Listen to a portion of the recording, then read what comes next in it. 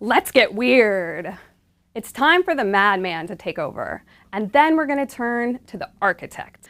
The madman, as you'll remember, is full of ideas and energy. He's not worried about perfection or even direction, and he could go on forever, so he needs some help. That's when the architect comes in and starts organizing. She's going to build a strong foundation and frame for your content, telling us how to arrange the content with a logical flow using an outline. The madman and the architect are the stars of step 2 of your process, producing.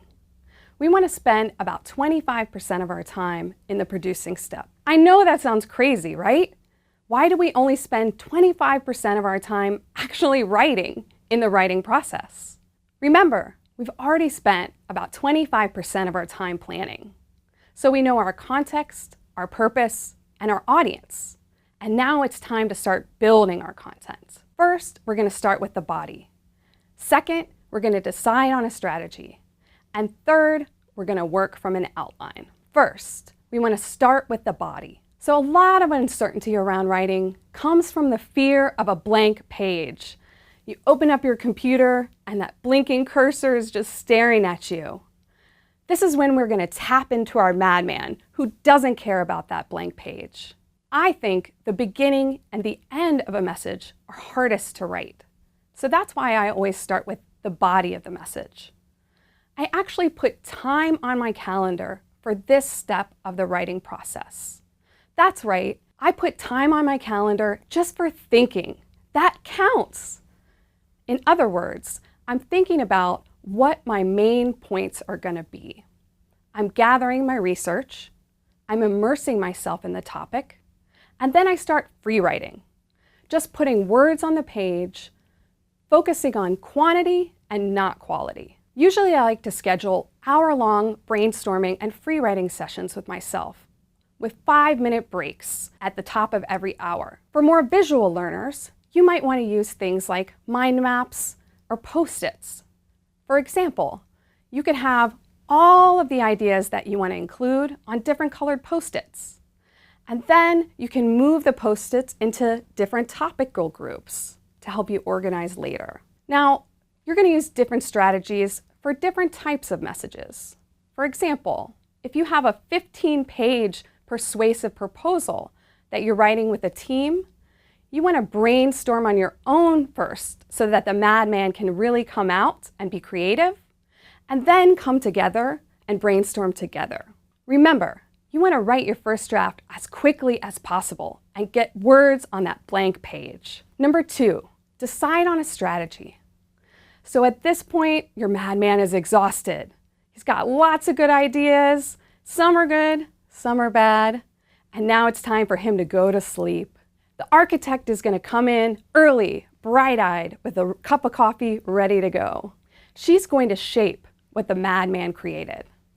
So the first question your architect is going to ask is, how is your audience going to react to this message? If your audience is going to be positive towards your message or neutral to your message, which is the bulk of messages that you're sending in the workplace, you're going to use what's called direct strategy. This is like an inverted pyramid, much like journalism.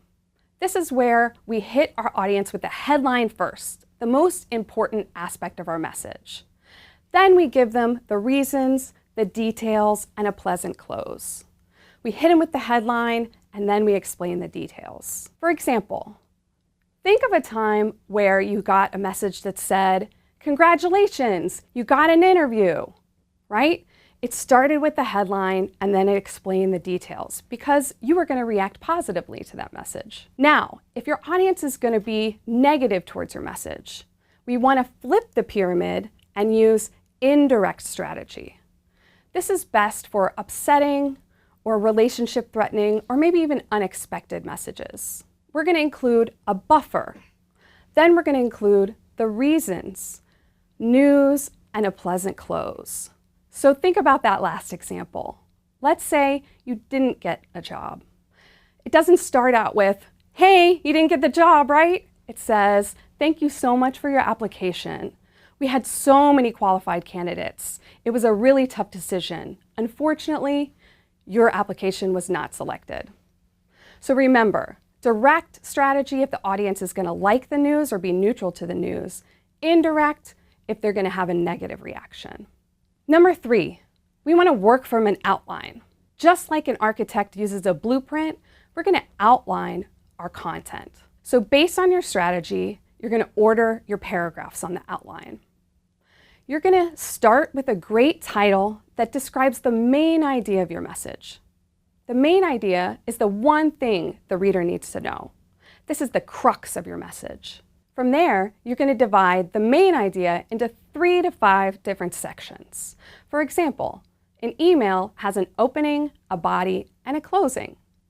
A longer report might have an introduction, findings, and a summary.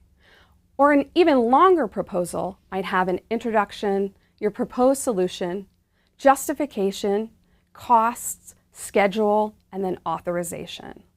You want to break each section into different subsections in your outline.